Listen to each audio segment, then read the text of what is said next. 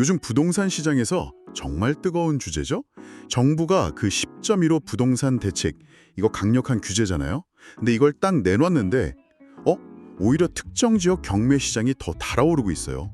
그 10.15 대책이 구체적으로 경매 시장에 어떤 영향을 미쳤는지, 또 투자자들은 왜 갑자기 경매로 몰리는 건지, 그리고 이 현상이 우리 시장에 던지는 의미는 또 무엇인지 좀 명확하게 이해하실 수 있도록 저희가 도와드리는 게 목표입니다. 네, 10.15 대책, 이게 핵심이 전세 끼고 집 사는 갭 투자를 좀 막아보자 이거였잖아요. 그래서 토지거래 허가 구역, 줄여서 토허 구역이라고 하죠. 이걸 서울 외곽 주요 도시로 넓히고 여기서 집 사면 2년간 실거주해야 한다. 이런 의무를 부과한 거죠. 경기 광명이나 하남, 또 성남 분당 같은 것들이 새로 포함됐고요. 바로 그 지점입니다. 그 실거주 의무. 이것 때문에 투자 목적으로는 이 지역들에서 일반적인 방법으로 집을 사기가 사실상 거의 불가능해진 거죠.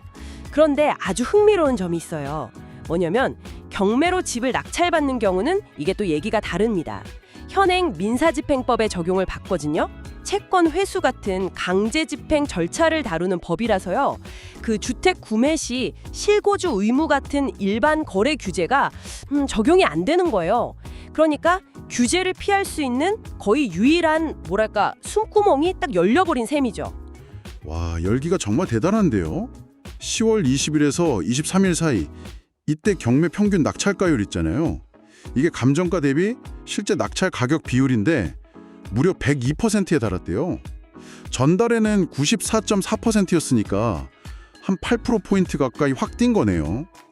감정가보다도 평균 2% 더 비싸게 팔렸다는 뜻이잖아요, 이게. 네, 맞습니다. 특히 이번에 새로 지정된 지역들의 상승세가 아주 두드러지는데요. 분당 같은 경우는 무려 113.3%를 기록했고요. 성남 수정구도 105.1%, 하남시도 102.0%, 대부분 100%를 훌쩍 넘겼습니다. 심지어 판교에 있는 한 아파트, 그 보뜰마을 3단지 84제곱미터짜리가요. 감정가는 16억 원대였는데 18억 6천만 원 가까이. 그러니까 낙찰가율 116%에 팔렸어요. 이건요, 올해 일반 매매로 거래된 최고가보다도 1억 원 이상 높은 정말 이례적인 가격입니다. 아니, 잠깐만요. 감정가보다도 훨씬 높게, 심지어 실거래 최고가보다 더 비싸게요, 이게. 상식적으로 좀 납득이 잘 안 가는데요. 서울도 이미 토호구역인데 거기도 10월 셋째 주 낙찰가율이 97.6%로 여전히 높다고 하고요. 일반 매물은 규제 때문에 줄었다는데 경매만 이렇게 뜨겁다는 게 좀 이상신호 아닌가요? 바로 그 지점이 이번 현상의 핵심이라고 할 수 있습니다. 단순히 규제를 피한다, 이걸 넘어서는 문제라는 거죠. 전문가들은요, 한국 부동산 시장의 고질적인 문제들, 그러니까 만성적인 공급 부족하고 또 시장에 풀린 풍부한 유동성, 이게 정책 변화랑 딱 맞물리면서 이런 풍선 효과를 만들어낸다고 지적해요. 예전에도 보면 대출 규제나 전매 제한 같은 게 강화될 때마다 투자자들이 규제가 좀 덜한 곳으로 이렇게 이동하는 패턴을 계속 보여왔거든요. 이번에는 10.15 대책으로 대부분의 투자길이 막히니까 그 유동성이 빠져나갈 마지막 구멍으로 경매 시장이 딱 지목된 셈인 거죠. 실거주 의무도 없지, 또 이론상으로는 시세보다 좀 싸게 살 기회도 있지, 자금 회수도 비교적 쉽다는 그런 인식들이 복합적으로 작용한 겁니다. 게다가 또 중요한 게 수요만 몰리는 게 아니라는 점이에요. 경매로 나오는 물건 자체도 꾸준히 공급이 되고 있다는 점, 이걸 좀 주목해야 합니다. 올해 9월까지 누적된 경매 신청 건수를 보면요, 작년하고 비슷한 수준이고 9월 한 달만 보면 오히려 늘었어요. 지금 신청된 물건들이 보통 한 3개월에서 6개월 뒤, 그러니까 내년 상반기쯤 시장에 나온다고 생각하면 공급은 계속되는데 수요는 더 몰리는 이런 과열 구조가 당분간 좀 이어질 가능성이 높다고 봐야죠. 공급도 계속되고 수요도 몰리니까 과열이 이어진다. 근데 앞서 말씀하셨듯이 이렇게 비정상적으로 높은 가격에 낙찰받는 건 정말 너무 위험해 보이는데요. 괜찮을까요? 네, 그 우려가 정확합니다. 낙찰가가 이렇게 비정상적으로 높아지면 실질적인 투자 수익률이 떨어질 위험이 매우 커집니다. 당연하죠. 예를 들어 감정가가 10억짜리인데 이걸 11억 넘게 낙찰받았다고 쳐요. 근데 시세가 조금만 조정돼서 한 10억 5천만 원이 된다. 그럼 바로 손실이 발생하는 구조죠.